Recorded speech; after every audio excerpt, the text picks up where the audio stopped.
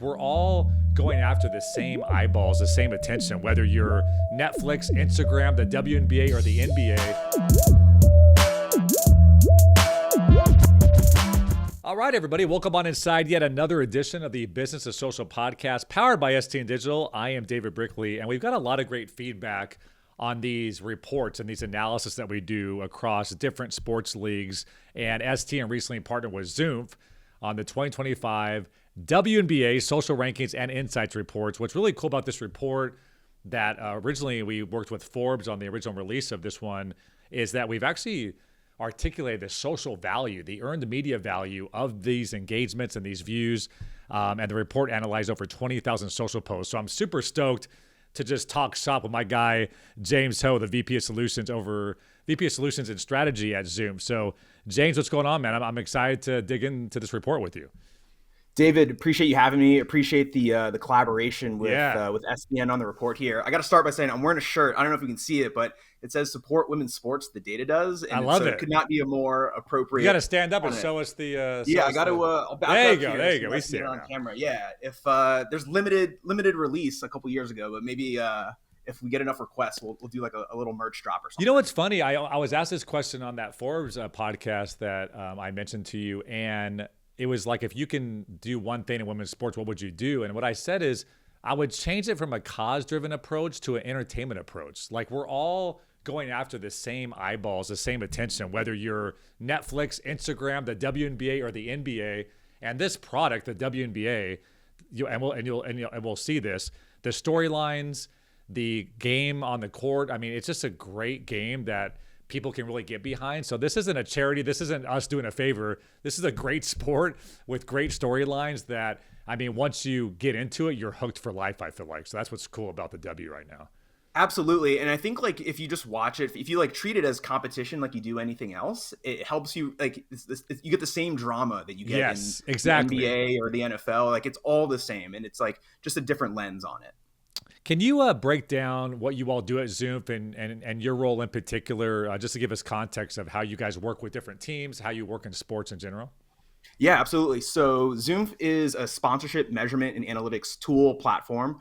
We work primarily with like pro sports teams, brands that are sponsoring and advertising in sports, agencies such as STN as well. Yep. And my role is I kind of sit in between like our product and technology team and our clients. So I kind of work on making sure we're delivering like measurement and reporting and data solutions to all the teams to drive value and monetization in the space. And then I also take a lot of our client feedback and like the industry and market feedback on, hey, we need data points here. We're looking for reporting on these elements, this content. And so I bring that back to our technology group and get to like translate a lot of that feedback to them. I thought this was perfect timing because as you look at the W, franchise valuations are going up and to the right. TV ratings are going up and to the right. And then with these CBA negotiations, knock on wood, hopefully everything works out, but the players are going to be making more money. There's no doubt about that. Just a matter of how much as they go forward. So we're seeing the same storylines on social. So we're excited to walk you all through. If you're on YouTube, you'll see the report that we'll pull up and kind of show you slide by slide. You can download this report.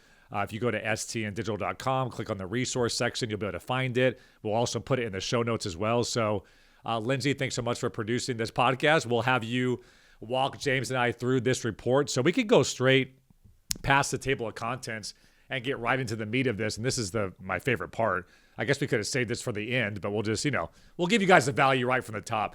So what this third page does, as you guys all download the report and dig in more, is again, 20,000 posts. We broke this down by the top 10 in each category. And James, I want to start with the overall social summary where we added up Facebook, Instagram, Twitter, and YouTube. Before we get into the actual data and who the winners and losers were type thing, can you break down for the listener how you determine social value? Because we're going to be talking about millions and millions of dollars of earned media, but I want to make sure I get the definition right. Yeah, absolutely. So social value essentially is the equivalent amount of money you would normally spend on like paid social advertising to drive like the impressions, reach, engagement that all of this content that we're looking at did. So the reason we kind of look at social value is, one, we are kind of in the sponsorship lens or sponsorship side of the sports marketing ecosystem. But also what the motto here at Zoomph is: attention is currency and content is commerce. So really all of the content being created here is, there's a lot of things that are getting transacted upon with this content, whether it's like advertisers, media rights, things of that nature. So we think that putting a monetary value helps really kind of like conceptualize and contextualize what the content really is and what it's worth to everybody. And the one other thing I wanted to mention is kind of shout out like all the creatives out there who are producing and creating this content. It's so much work to go to all these games, clip videos, images, and just create all this awesome content. But it's cool to also see that's worth a ton of money to a lot of different people out there. Well, and to your point, so we look at the Indiana Fever, who we had, Tyler on the podcast just a couple episodes ago. And I guess for journalistic integrity, I should say that we do work with the Fever, and we love the Fever, and we're obsessed with the Fever. However, let's just break that down. So the Fever are number one in the league. They posted 6,607 times across platform. They got over 38 million engagements, over 1 billion impressions. And what you guys are saying is, hey, if you're Gillette or you're Coca-Cola and you say, you know what, I want to get 38 million engagements, I want to get 1.1 billion impressions in sports, they would have to pay about $55 million in order to get that. Is that essentially, am I breaking that down as a fifth grader would? Yeah, that's exactly right. And what's to take it even a step further, this isn't necessarily in the metric itself, but you also, in this case, you're looking at a very specific targeted, engaged audience. So like let's say like if you're Gillette or Coca-Cola, you could go spend $55 million on paid advertising, and you can maybe target specific groups. But the sports audience, right, is highly engaged, highly interactive. So you could make. So you see the cost per engagement, cost per view on the open market is higher in the sports demo than it may be for, farmers. Exactly. Just because and even more like intrinsically, if you will, like you're just going to get an audience that is just more bought in and going more to consume. competition. Exactly. Okay, so let's break down the social summary. So obviously the Fever are just head and shoulders. Their social value is more than the next 9 teams combined, which is insane. They were 24-20. They were 6th in the standings, but obviously number 1 when it comes to their social engagement, impressions, social value. What I thought was interesting about this is the Atlanta Dream. We talk a lot about causation, correlation, but definitely correlation of winning and losing on the court. The Atlanta Dream were 30-14. They had a great season. They were number 3 in the standings, not in the top 10 at all. Not only as all the social platforms, but they didn't even break the top 10, Facebook, Instagram, Twitter, or YouTube. So that's where you think the Atlanta Dream lost out on maybe a golden opportunity, if you will, when it comes to being so great on the court, but not really maximizing that on social media. Yeah, I think there's like varying strategies across all the teams, right? And every team's like marketing department probably views social in a little bit of a different lens. Like what's interesting about like the Fever is they didn't even have Caitlin Clark for like the majority of the season, and they still drove a ton of engagement and reach. Huge. On the Dallas side, a team that didn't perform as well, but they had a star rookie. On the Dream side, you mentioned there's another team, I think it was Phoenix, team had an incredible year, played in the finals, and maybe just takes a different approach to social. And it's not to say that like I don't like to sit here and say like, oh, one team just didn't do enough, but I think there's interesting approaches to how you can take advantage of like what is happening on the court. But this does show you that on-court performance is not necessarily directly correlated to the engagement you can create online. And that's what I wanted to say. I've been trying to beat this drum over and over and over again. It's like, and we saw this across different leagues as well, is if you pull up the win and record, column of a league and you pull up their social engagements and reach, those things are not the same. And a lot of times I think when a team has a losing year or they have a lot of injuries like the Fever did, they say, well, I mean, what do you expect? What we find, and we'll go through this report, is this isn't based on success or buzzer beaters or highlights. A lot of this stuff is storylines off the court, moments that are not actually in between the whistles, which is so fascinating as we dig into this. I also, just an overall note, is the Minnesota Lynx. I just think it did a really good job of being number 1 in the league, but their post volume. I know talking to Tyler at the VP, I call him the CMO over at the Fever and Pacers, he's really big on wanting to make sure they're one of the highest posting teams in both the NBA and the W. And I think the Minnesota Lynx did a really good job too, because if you look at Facebook and Instagram, they just consistently are posting more and more, and that just gave them the best opportunity to really soak up as much engagement and social value as possible. Yeah, and what if you look at the list too, what you can also notice is the teams that have that are sort of attached to an NBA team are owned sort of by a larger group. Yeah, this is a good point. I'm guessing they kind of share resources across their digital and creative departments.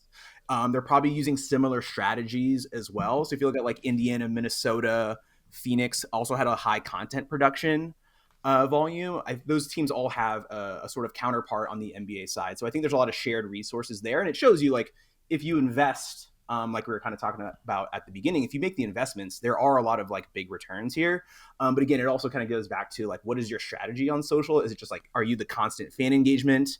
Are you more just the updates and small little bits here and there? So it's interesting, but hopefully I think maybe putting something out, every time you put out a ranking, right, you create this competition. So I'm sure when the creative folks and the social directors see this, they'll maybe kind of rethink or just kind of enhance different strategies going into next year.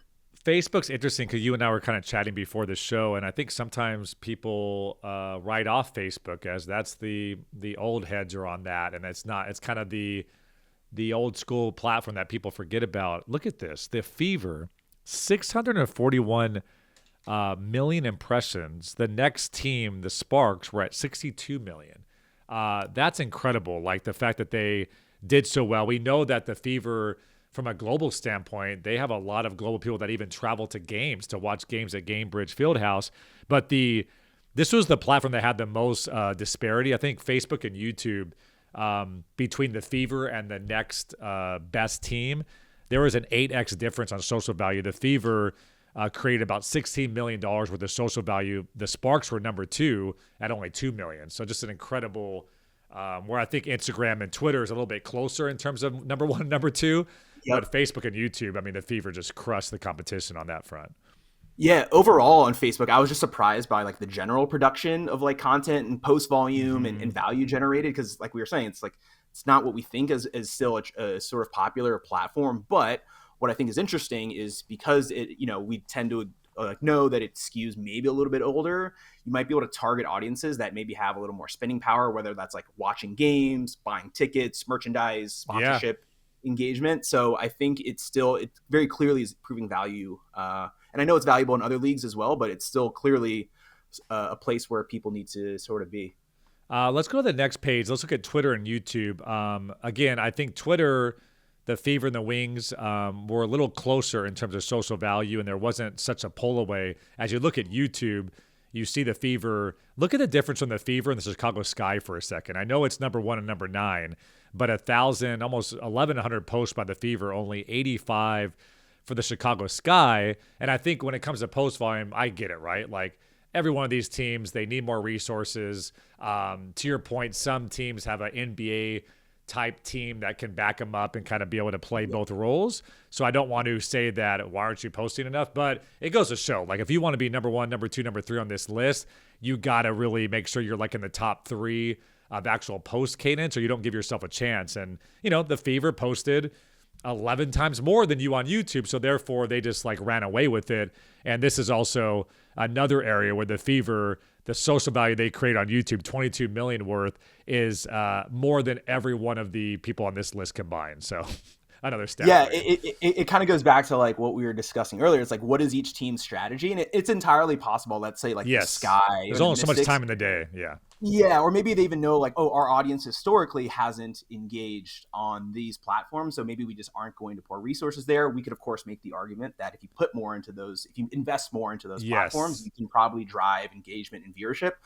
So it's an interesting balance beyond the resources aspect of it, but it is interesting just to see on YouTube, the post volume has the largest spread, if you will, on what teams are doing versus everybody else is pretty even, at least on volume, or relatively closer on volume across the other platforms. Well, I thought it was interesting too. If you look at Facebook, the Dallas Wings were 6 overall. If you look at Instagram, they were number 2 overall. Twitter, they're number 2 overall. YouTube, they're not in the top 10 at all. So to your point, you can actually look at these lists and be like, oh, I don't have to see the deck. I don't have to talk to the CMO, but they probably didn't have the resources to either prioritize YouTube or they just chose to put all their eggs like in the Twitter, Facebook, Instagram bucket and not leverage YouTube. But I've been screaming from the rooftops for years now, James. 90% of people that make over $75,000 in the United States are on YouTube. So if any platform, I just think it's constantly the platform that has so much opportunity and really where's the undervalued attention. It's YouTube. And I know you say that on your end too, because what is it? The number 2 or number 3 website in the world every single year. And there's just a lot of reach and a lot of eyeballs on that platform. Yeah, even talking to like NBA teams or NFL teams, like who are in our client base, a lot of them have like mixed strategies. Some of them pour a lot. And even in the last like 12 to 24 months, a lot of them have come to us and asked us to do like white space analysis on long form content, sort of looking into like, if we like put the money and the resources behind making a 10-20 minute behind the scenes video, like, will we get the eyeballs? Can we monetize? Right. And it sort of goes both ways, because you probably need to go get an advertiser to help you pay for the production that goes into. Well, and here's the thing. I think what's completely changed the game, you can't post 1,000, 1,100 times on YouTube without YouTube Shorts, right? Like YouTube Shorts has changed the game, where you're already creating this content. This is why there's really no excuse, in my opinion. You're already posting this content on Instagram Reels, on TikTok, and that content, typically the exact same content will work on YouTube Shorts, but there's not even a cross-posting strategy. But I agree. Like, I think a lot of folks look at YouTube and think, I don't have the resources or the time to create these 7-minute, these 20-minute long-form pieces. If you just post it on Shorts and never post anything over a minute, you're still going to see some of this social valuation and engagement and impressions just skyrocket. And the likelihood is you're already doing it on TikTok. If you're the Dallas Wings, we saw you on Instagram, we saw you on TikTok. If you just would have took that and put it on YouTube Shorts, you would have saw some of the same success, in my opinion. Yeah, totally. And the thing about YouTube nowadays, at least in my algorithm experience, I open YouTube, the first thing I see is like 8 shorts before I even can get to the long form stuff. Well, so like, I do scroll on the couch. I don't know if I'm on Instagram, TikTok, YouTube Shorts. It all looks the same to me. Yeah. So no, super interesting. I want to get into the buckets of content that produce the best across these platforms, because this is really the meat that I think a lot of these W teams, and honestly any sports team, if you guys watched our STN report on the NBA, NFL, NHL, MLB, where we talked about the themes, you'll notice some of the same in the W as well. So we can go to the next slide. We'll look at the Instagram top content themes. And the ones we saw were, players showing love post-game. I think especially as these players are on the same Team USA team, they're on the same college teams, they had maybe some different college rivalries, to see those moments, pre-game, post-game. We saw that bucket really accounting for 3 of the top 4 posts were actually the players showing love post-game. The courtside views, especially, I think the Fever did such a good job, because I've said to my audience before, James, that feels like a college campus. Like that Indiana Fever, Indiana Pacers, Tyrese Halliburton is supporting courtside or in the box for the Fever. Caitlin and Sophie are coming by to support a Pacers playoff game. So anything like where you can cross-pollinate those fan bases, because a lot of hoop heads are just that, hoop heads, and the NBA players supporting the W, or the W players supporting the NBA. I mean, you saw in your analysis that just skyrocketed on these platforms. Yeah, I mean, they're creating like culture and community, really, like in their respective cities, right? So, like you said, they're cross-pollinating, and it's like, I don't want to say an easy way to get engagement, but I think it's something that people and fans and audiences appreciate, just seeing each group sort of support each other. And this is what I'll say too. These are the buckets that we should be monetizing. These are the buckets that sponsors should be telling teams we want to be a part of your players showing post-game bucket, or your courtside views, or your mic'd up content, because what we're seeing, James, what you guys saw, these buckets are what fans can't get enough of, what they engage with. So if you can connect a sponsor to this, they're going to be able to get all that incredible brand love and loyalty through that sponsor is part of the reason why they're bringing you this content theme. Exactly. As you skip ahead to the next section of some of the posts, there's one or two things here that I see a lot. We see a lot of sponsored content around, which is the pregame outfits and arrivals. Yes, that's a huge theme where I think it works. NBA, NFL. I mean, even the NFL has their own account called NFL Style now, where they just focus on the fashion of the athletes. So that's something that just is such a great monetizable asset that is consistent. It's systematic. It's going to happen if you have 40 games in a season. You're going to have 40 opportunities to create a carousel, what have you. But this is super interesting. And then also, one thing that you guys mentioned is static graphics in general overperformed player stats, accolades on Facebook and Twitter as well, which we'll get into. And I just thought, like, the interesting thing about that, James, and we talked about this, the UI and UX experience of a Facebook and a Twitter versus an Instagram and TikTok, you kind of get into the For You page and you're kind of the doom scroll, as you call it, on TikTok or Instagram. But Facebook allows people to scroll, but I think be able to actually land on a static piece of content and actually engage with it or comment with it, where that just won't happen on the Instagram and TikToks. You're absolutely right, David. And I think too, the cool thing about the graphics is they do allow you to highlight a very specific like person or moment. And what we've seen like as the overall kind of theme here is like players and stories and narratives are really the thing that are driving a lot of this value, as opposed to like the traditional, just like pure on court between the lines highlights.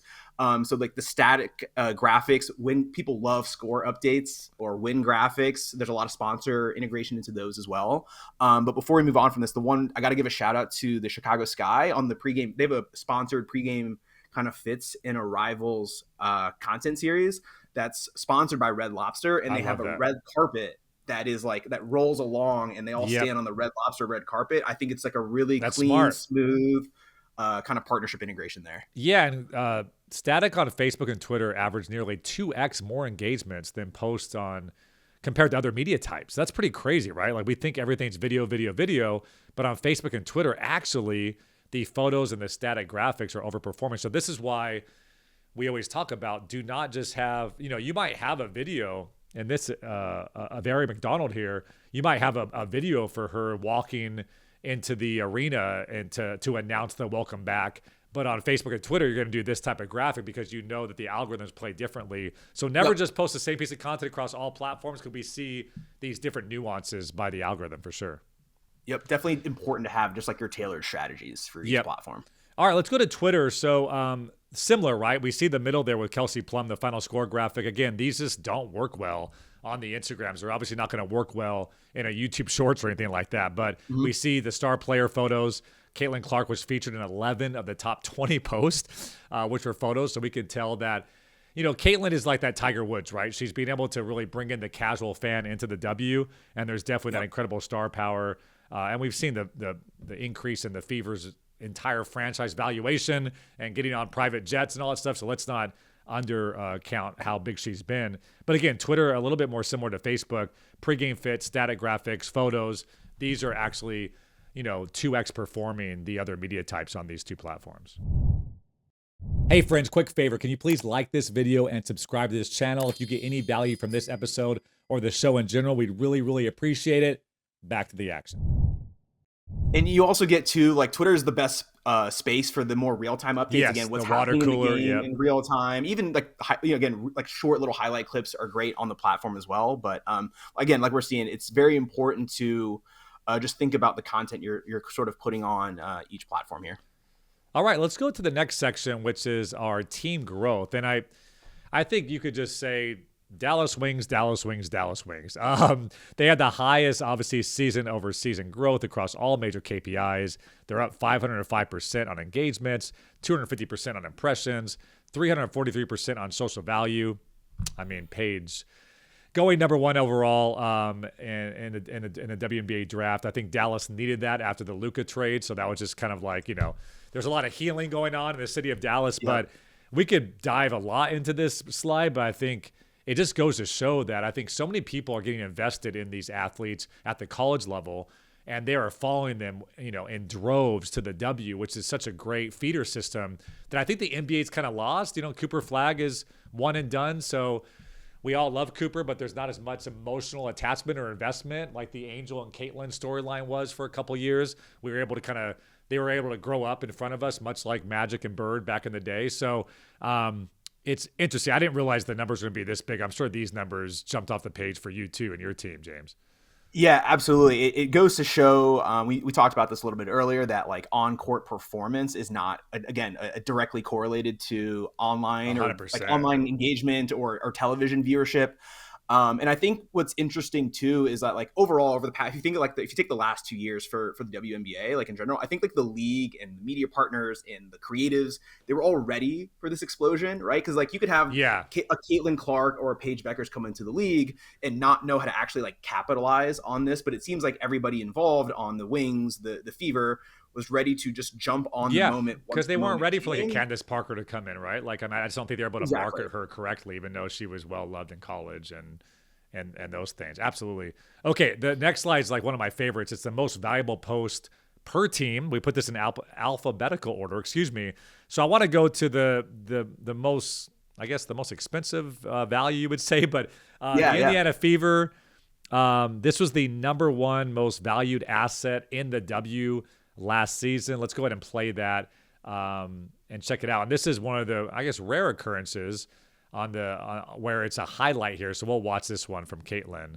This game, ready to fire at all times. Fever didn't allow 20 in any of the 4 quarters against Chicago. They've allowed 31 here to Atlanta. Dug themselves into an early hole here. Clark looking to get going. Oh, that's a deep 3.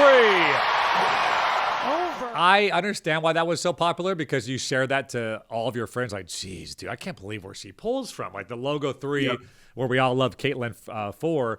So I think, and this is happening in the NBA right now with like Wemby and the crazy things he's doing that we've never seen. I always say that when you watch a player that is doing things that you've never seen happen on the floor, you can't take your eye off the screen, because like every time she touches the ball, Steph is the same way, right? He may just pull from half court, turn around, and do a no-look 50-foot shot.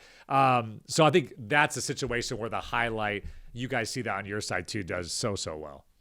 Totally. And what's interesting too, though, is like this is a YouTube video, and we were talking earlier about how a lot of teams maybe are not investing in YouTube. So the valuation that that we place on it is connected to the fact that a view on YouTube is arguably worth more than a view on one of the other platforms, because it's a video view driven platform. Yeah, those CPEs or CPV. Yeah.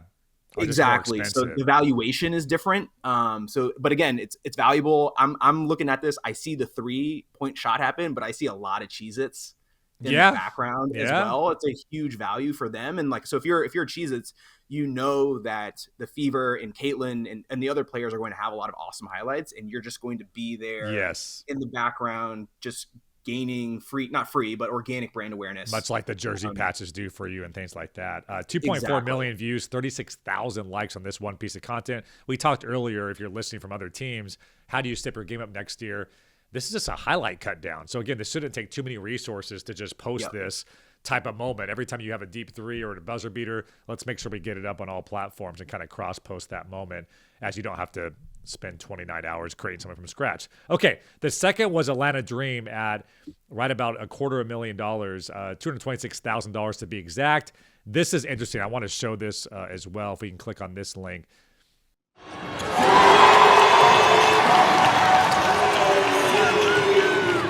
What I love about this is, first and foremost, it's 6 seconds. It's not like they won the finals or this was a buzzer beater. This is a mid-game moment. And all they did is they had a high quality videographer like pointed towards the fans here. And I mean, this just did crazy, 458,000 likes. So it goes to show fans like when you pull the curtain back, they like when they see natural emotion and being able to have a strategy where you're making sure you get people's reactions of top moments to really, I don't know, like double down on fandom and celebrate fandom. I think we see across the board as well, James. This always does well across sports. Absolutely. And I think one interesting thing about this post too, David, is the fact that they also did the collaboration with Renee Montgomery, who is part of the sort of like front office group for the team. And so they're also they're extending their reach and viewership and engagement by doing the collaboration and serving it, extending their ecosystem. Yep. Yeah, exactly. And then let's go to the third, just over $200,000 in social value according to Zoomph. This is the LA Sparks on Facebook.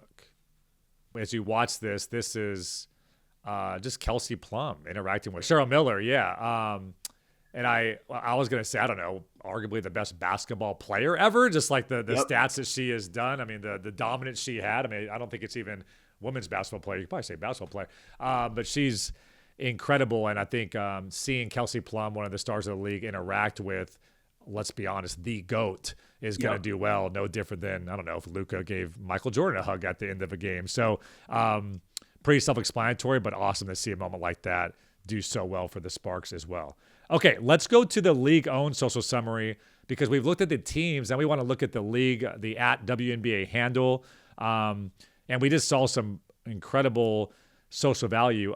Surprise, surprise, is that page there? On Twitter, this is $2.1 million in Twitter valuation for the W, $4.1 million in social value on Instagram, $1.8 million on Facebook, $1.4 million on YouTube. What's very, very interesting about this is the Indiana Fever crushed the league in just social value in totality, right? We saw that number earlier on the social summary page.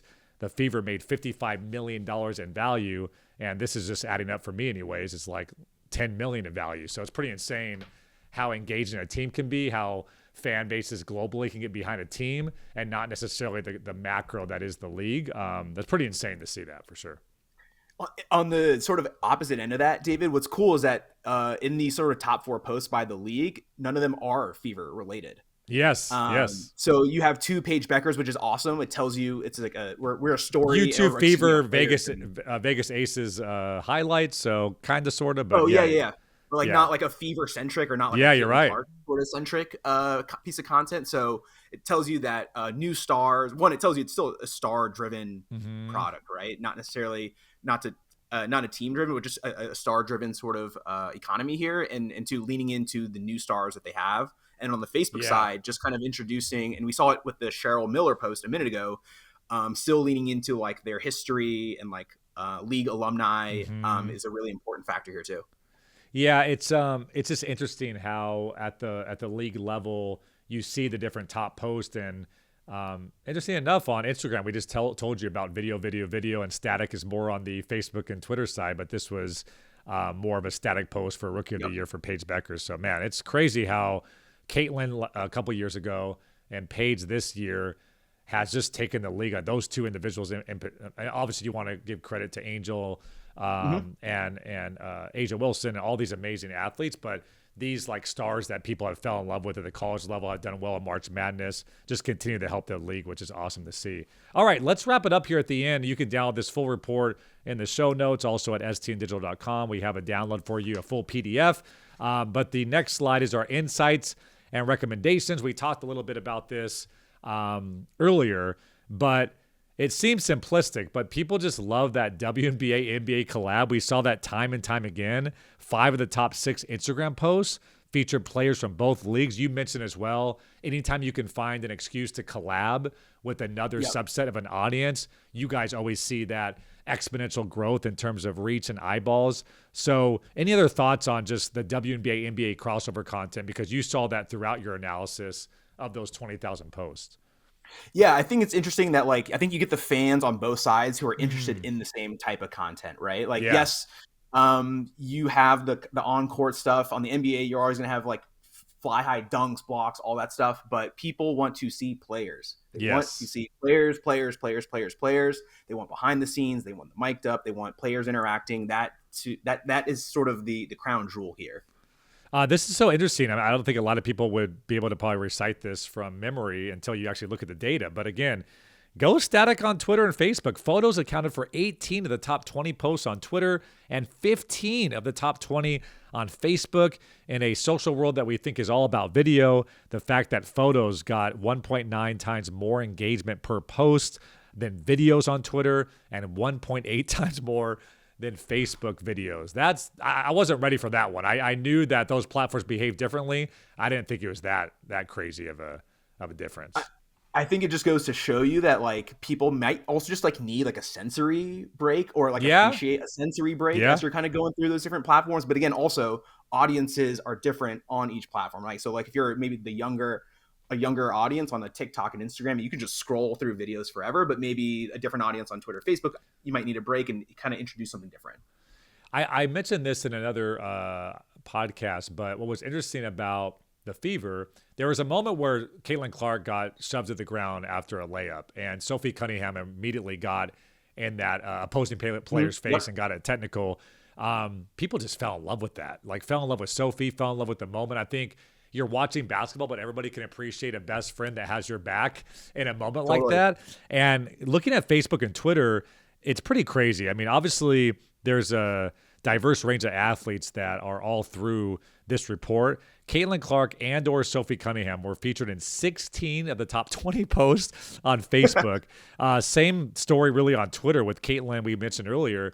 11 of the top 20 posts on Twitter were Caitlin. So that's pretty incredible, right? Sophie Cunningham, not like that franchise player, but people have fell in love with her and just the way that she has her teammates back and really her story. And again, to your point about the W being in a good place to actually market these players and use Caitlin to tell other stories up and down the roster, which there's no shortage of that with the Fever, was pretty cool to see. Yeah, what's great about that too is the Fever team deserves credit for when Caitlin goes down. You're not going to be able to maybe see her as much. She might not be in the building. She's next not woman up. Court. Yeah. Next person up, Yeah. and we created a new star, or they created a new star. Yeah, it's true. And so really cool and to make the them semifinals and see how Kelsey Mitchell crushed it, and it just like it was cool to see following that team so closely. But that is the report. So I think all value that we wanted to give our fine folks within our market, within our industry. I think that can provide a lot of value, not only if you work in the W, but it really is some of the themes that we see across sports and what sports fans in general. I was asked that question by Forbes, James, like, what's so different about the W than other sports? I'm like, honestly, like people want storylines. They want sideline access. They want mic'd up content. They want to see the personalities of these players. And I think the biggest takeaway I'll take from this report in all sports right now as we sit here in 2025 is people want, as always, to peel back that curtain, show me stuff off the field and off the court. I can watch games. I can understand what's happening in the X's and O's, but I think people want to use social media to get a little deeper behind the scenes.